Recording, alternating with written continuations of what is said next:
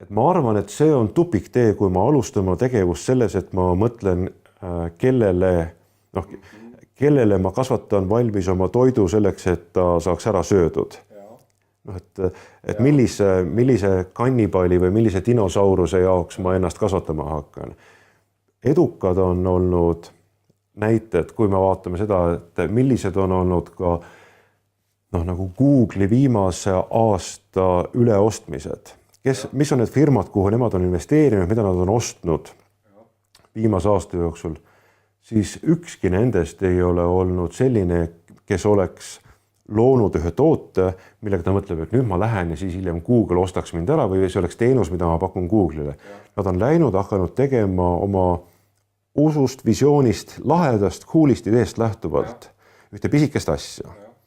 See pisike asi on ellu jäänud, kasumisse üldjuhul ei ole jõudnud, aga on näidanud märkimisväärset huvi kasutajate hulgas. Investorid on olnud valmis jätkama selle arenduse finantseerimist ja selle kasvufaasi jõudmise hetkel on Google selle ära ostnud. Kõige viimased näited, kus Google on praegu hetkel siirdumas just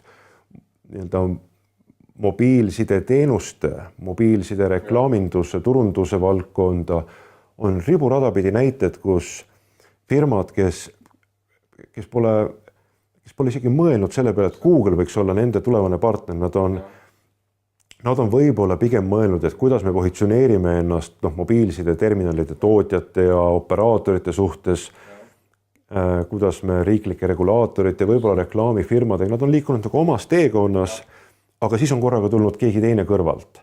See näitab minu jaoks ühelt poolt Google'i tarkust, olles väga suur organisatsioon, on nemad endale aru andnud, et mitte kõik head asjad ja kõik head ideed ei sünni ilmtingimata nende enda organisatsioonis, vaid on ka väljaspool neid olemas väga häid mõtteid.